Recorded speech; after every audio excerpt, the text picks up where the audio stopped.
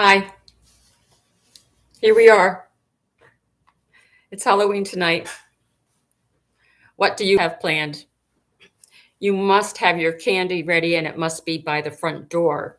That's where mine is.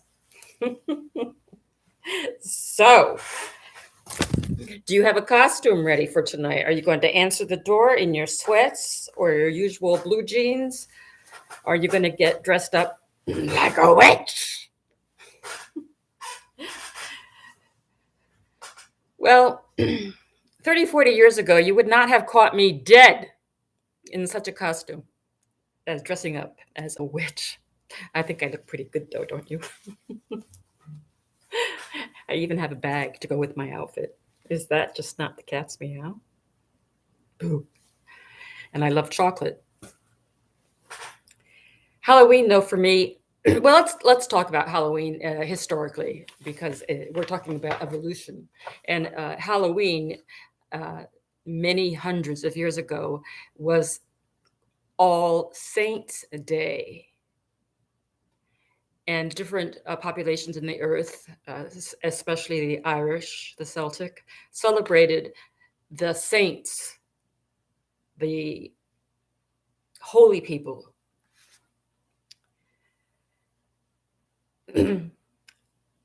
Now, it's also derived from end of season, the end of something and the beginning of another. And you can see how with a Halloween, a lot of it is with death and spookiness, and that is an end. But then also the idea that they come back to scare you. So you see how it has evolved from being a celebration where we would honor the saints to something that is much more silly and fun and chocolate. How can you go wrong? So Halloween has evolved now because of its original meaning of paying honor to the saints, which is dead people who are holy and in heaven, right? Saints, people who live forever because they have been so wonderful and beautiful, and we honor them. Well, I was involved in a religion that believed when you die, you're dead. There is no afterlife. So to worship a saint was verboten. So Halloween was verboten. So it wasn't a matter of fun or dressing up or chocolate. It was verboten because of its original roots historically of worshiping saints, hallows saints, Halloween. They would honor the saints.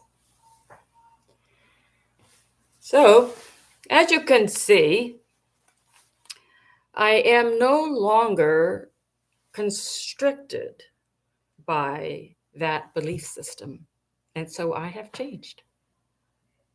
And so that's the overall or really big discussion we're having, or big question that we're having is how have you evolved? Or is evolution a part of your ongoing process? Remember growth. We have to be growing in order to be happy and to be thriving. And to be staying in one place is staying stuck. So I have some information here about Halloween, but I think I covered it, most of it, last week. So let's talk about change personal change. If you are in a certain place and you don't really like it, maybe it's even bad, and maybe you're stuck. What is necessary to transform yourself from that place or that belief system? See, that place, it doesn't have to be in your head. You could be somewhere you don't want to be, or it could be in your head. Or it could be that you're caught up in a emotion that is not leading you forward. And so you need to make some kind of personality adjustment. So there's all kinds of changes that happen, that can happen. We need to make those changes. Halloween has evolved over time to honoring the saints, Holy Saints Halloween, to dressing up in funny or scary costumes and going trick-or-treating. The idea is to scare the person. Somehow that scare thing is supposed to be involved with Halloween. That little thing escapes me.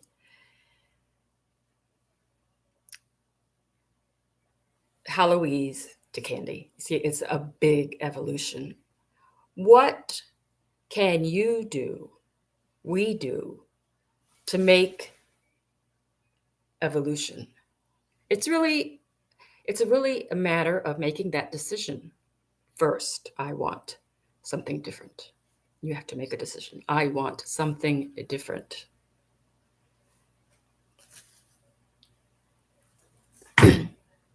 Let me fluff my hair. You want something different. I am not happy where I am, or I know I could do better. Maybe you are relatively happy, but you want to do better. A decision has to be made. I am not happy where I am. And then where do you want to be? And then you research, how do you get there? Everything is done in steps. What can you do first? What should you do first? What can you do first? There's nothing that's impossible when we break it down into those increments of a step at a time. It might be hard. Maybe we have to learn how to say no. Maybe we have to learn to say, I can't do that. Maybe we have to learn to say, I can do that. Do you see? A step at a time. The decision first, and then a step at a time. So when you have a goal, something that you want to evolve or change, write it down and then break it down into steps that you can accomplish so much, a week at a time, a month at a time, 2 weeks at a time. That's a fortnight. So it's always good if you're working with someone and then you have accountability. If you are not working with someone, then you really need to keep a journal to see that you are on track with a calendar. Now, here it is, the end of October. Have I accomplished my goals for October? If I haven't, it's not the end of the world. It's not. But we have to figure out why, what happened, what went wrong, and then remediate it or improve it or change it so that it works. And then at the end of the following week, review again and see that you're making progress. Okay? Everything is possible. Make a decision. And then little steps, baby steps, one at a time, will get us to where we want to be. We want to be a scary witch? Do we want to be a beautiful new woman? Do we want a wonderful new job? All of that is possible with evolution.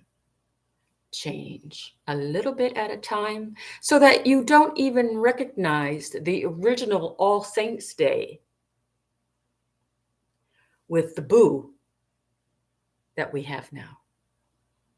How can you do that in your life? Good luck. Make a decision, one baby step at a time. We'll see you next Sunday. It's always a pleasure to be with you. Thank you for joining us. All right, next Sunday, 2 o'clock, YouTube. Take care. Bye-bye now.